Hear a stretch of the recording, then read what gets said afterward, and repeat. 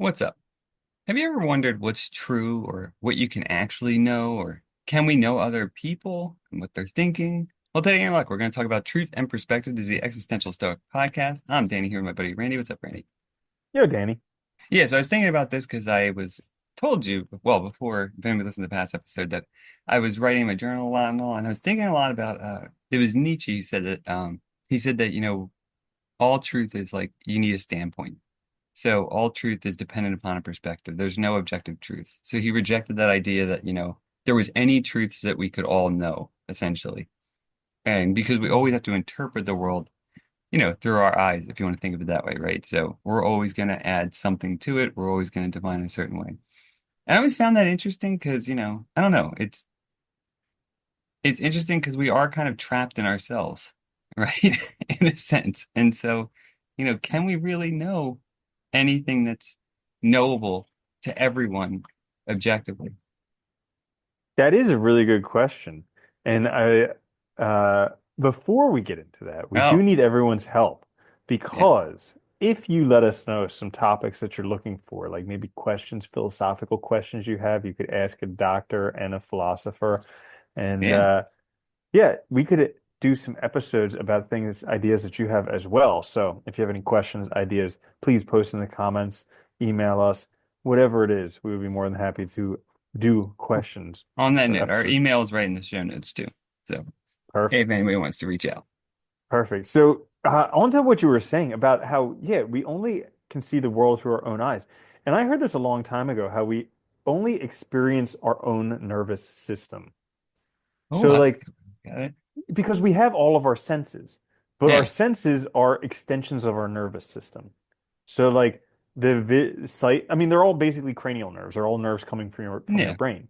And so they're all extensions uh of your nervous system. And so if you have deficiencies in your nervous system, you're going to be experiencing the world differently.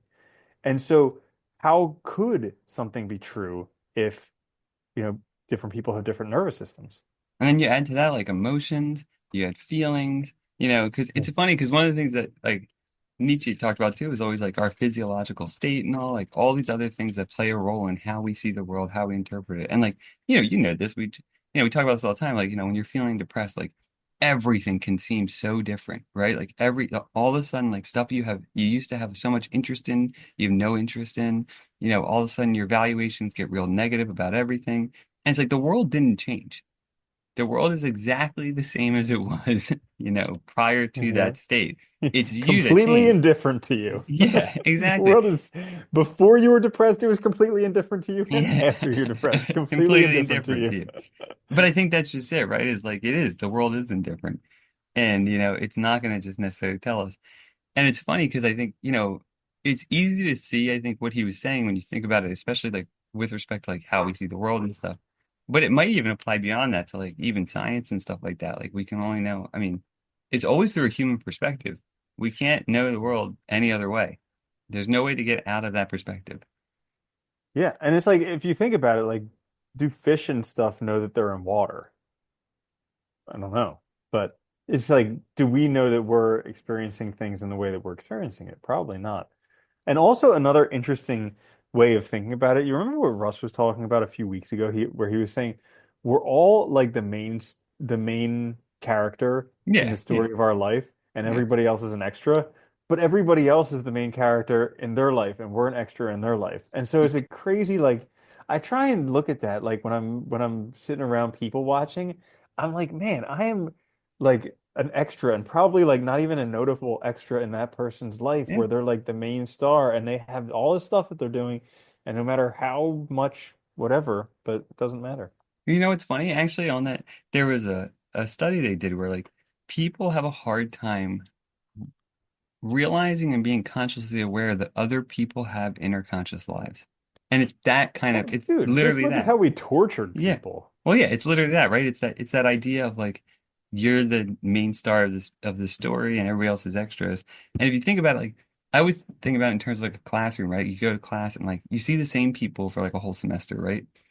But you don't really the rest of these people, you're not keyed into their inner life. So it's Yeah, like it's like they're just they go home, they go do their own stuff, and you have no idea what's but going on there. when you come to this room, it's like they're the bodies that fill that space for this scene. It's really Hmm. weird when you think about it that Yeah, way. yeah. I've heard that like everybody has very different holiday uh customs, like not customs, traditions. And so like a lot of times when families get together, they'll spend the holidays together and they'll be like, whoa, you do it this way, whoa, you do it that way. And it's like we get so used to seeing things the way that we see them that other people don't see them that way. And then it can kind of open up your world. Well, that's what's funny too, is that right? What we our sense of what's normal becomes for us truth, and everything else gets placed in like the either false or weird, kind of area. Even Hmm. though really it's no different, it's just this is our way of doing it. And like traditions is a good way to look at it, right? Like the way your family does something or whatever. It might be different from others, probably is. Because Okay, so I'm gonna say some stuff that's going to ruffle some feathers, but hey, okay. what the heck? So tis the holiday season right now, and I was walking around and some dude wanted me to like uh basically like join his religion or something like that. He's one of these people who is very adamant that everybody needs to join their religion. And so I was thinking to myself, and I was just like completely turned off. I kept on walking. But anyways, afterwards I was thinking, well, would he then join my religion? Yeah, And I'm right. like, probably not. No. And it's like, well, that's the most hypocritical stance ever. That like you have to join my religion because my one's the true one, but I'm not going to join yours because that's not the true one because I know the truth. Yeah. But That's just it yeah. though, right? They think you know the truth and that Mm-hmm. yours must be right and you're helping them, right? I mean, that's all the Christian missionaries and stuff thought in the past is that, Mm-hmm. they thought they were literally saving people Well, by truth is probably one of the biggest causes for war because everybody yeah. thinks they're true and the other person is Yeah. false. And probably if they could see things in other people's perspective, put themselves in the other person's Oh, shoes dude, it'd for be a so little while, different. then yeah.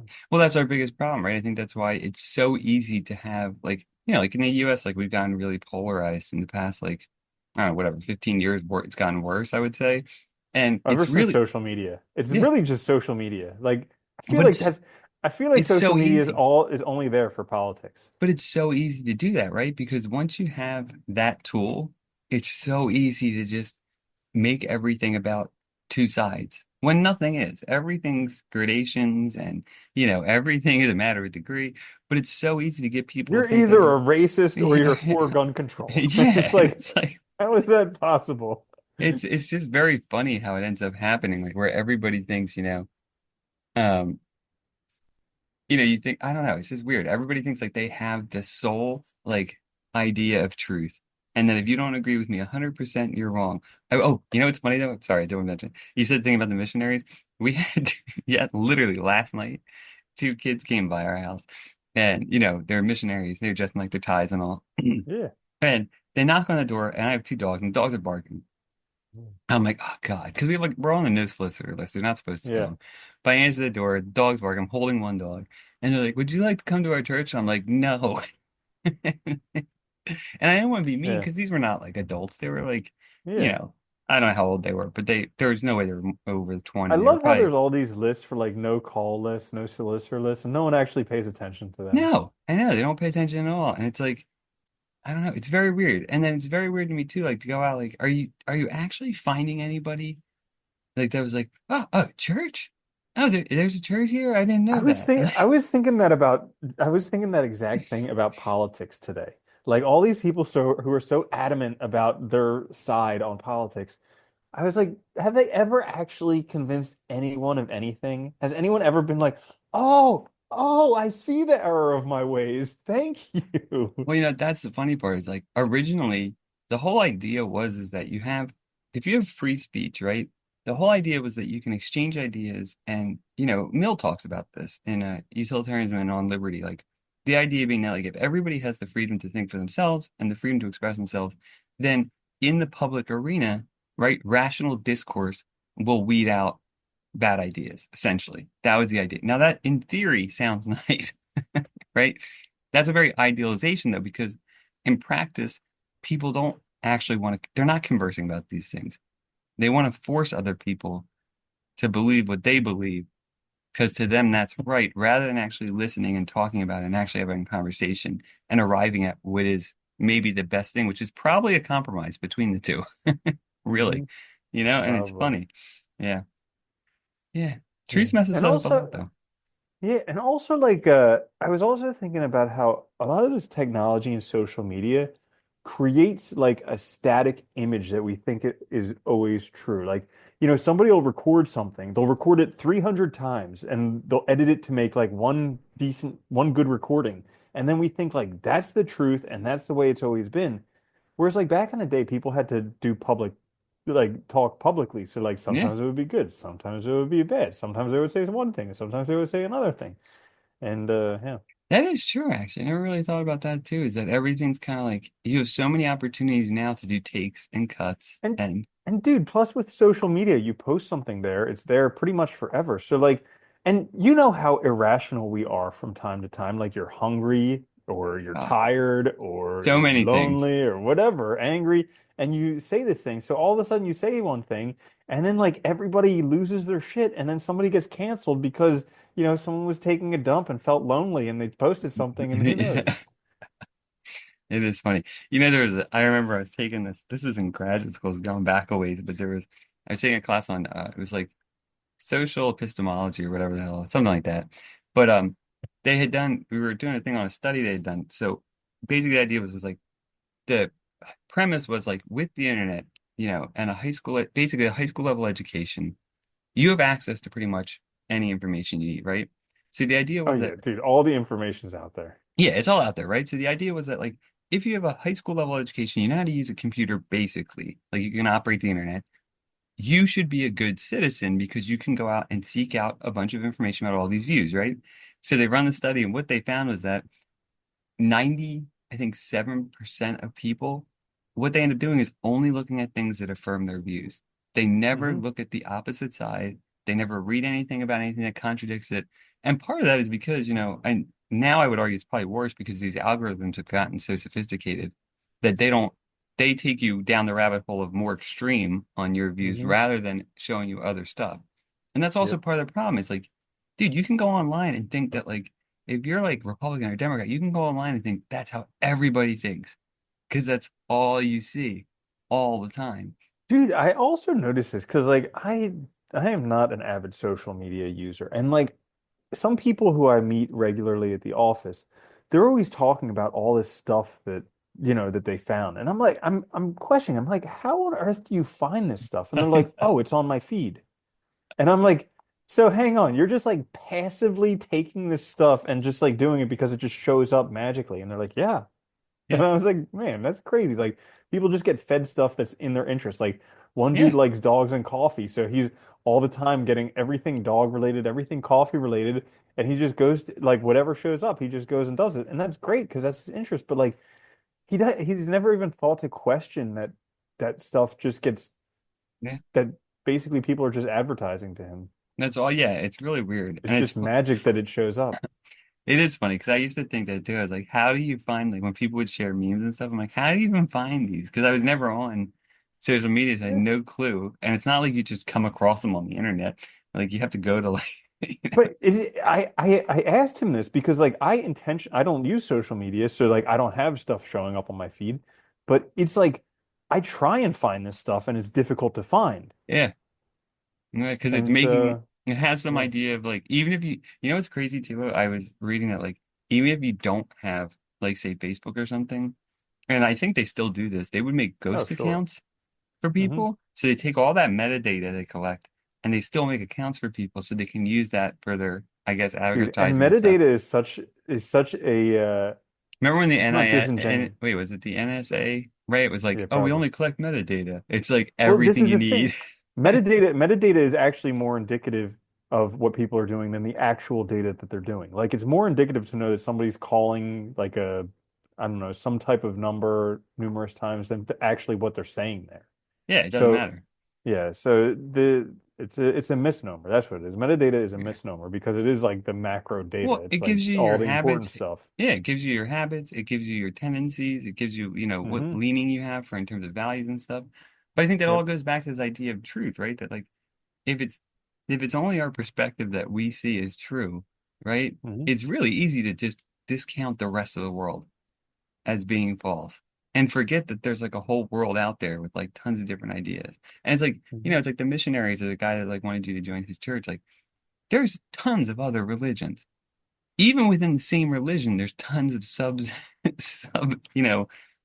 traditions or whatever and groups and Well, stuff. And okay, like, so again, ruffling feathers. I was thinking about this a whole bunch afterwards because, like Jesus called all the Jews hypocrites because they were like talking about they wanted to be in the high places and everything like that. And he's like, "You're hypocrites." And it's like, but then he demanded that everybody goes and spreads his religion, which would make them all into hypocrites because they want other people to bow to their religion, but not no, no, but they're spreading the them good bow to word the though. other The religion. good Right, news, exactly. it's different. Yeah. Yeah. No, but that is And, it. But I mean, this is all theoretical because that's the one true yeah, religion, clearly. yeah, obviously. But no, Like, it I is. mean, what year is it? We all know who won. It is funny though, because like, well, it's also like it's so easy to forget that there's other stuff. Like, if you live in the U.S., right? Like, it's easy to even forget that, like, most people probably don't even know what Buddhism is, Nope. or like most people probably don't even know what Hinduism is, right? Because unless they happen to like practice that religion and probably came from another country and immigrated here, they probably are Christian here, I mean, that's what most people in the US are. So it's like you Hmm. just assume that that's the world and those people are weird or wrong. And it's like, well, one, you guys have a lot of overlap between core ideas Yep. and values. Yeah. Yeah, it's very weird. Or also like recognizing that if you have an automobile, you're in the top tier of evolution, period. Yeah. Like that's Uh, it. Like most people live on foot, some have a bicycle, even fewer have a motorcycle, and then the top tier has a car, and it's like everybody in America has a car, at least one. And it's like, Yeah. well, we all won already. Yeah. Well, that's the other thing too. I think it's easy to forget, like, and that's the other thing that's interesting with social media is it's really easy to forget that the rest of the world, like the level of things Yeah, and I'm not how living things in are. Dubai and like going Yeah. having crazy fuck fest in Ibiza every year. Like my life sucks. I'm My life's depressed. horrible. Yeah. Yeah. Yeah, it is. It's funny though, because it's the truth. Like I think we don't get to see things because we only see things from our perspective and we don't have a handle on truth. And I think Hmm.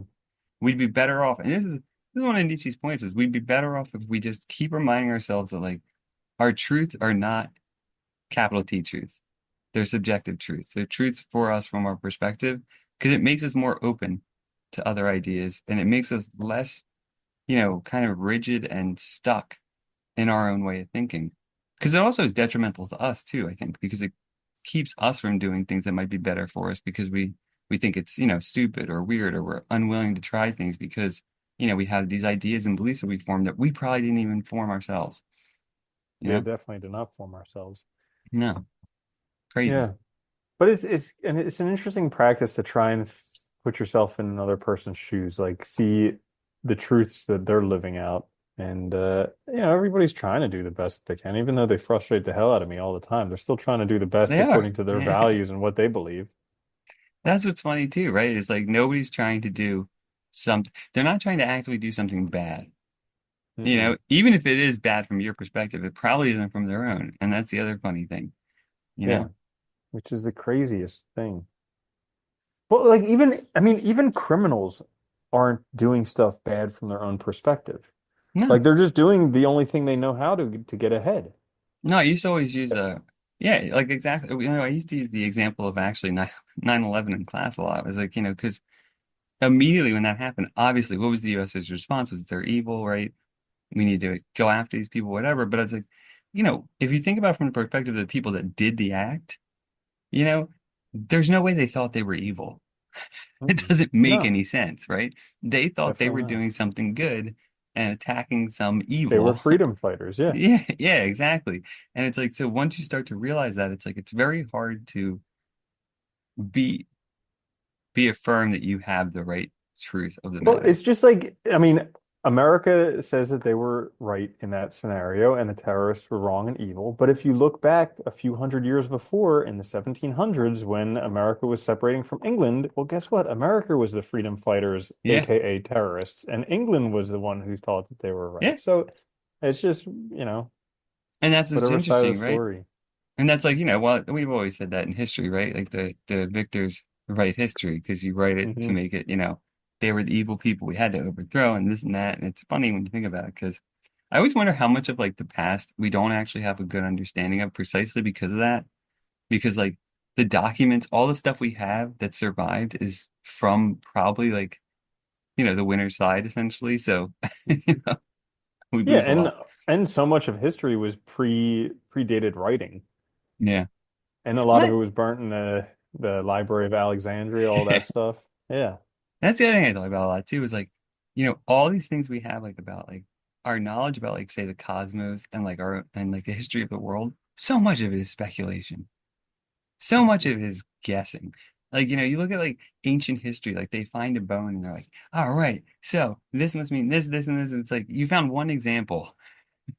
Like, right. and don't get me wrong, it's like that's how it works, right? You slowly piece this puzzle together, but you can't take it as truth.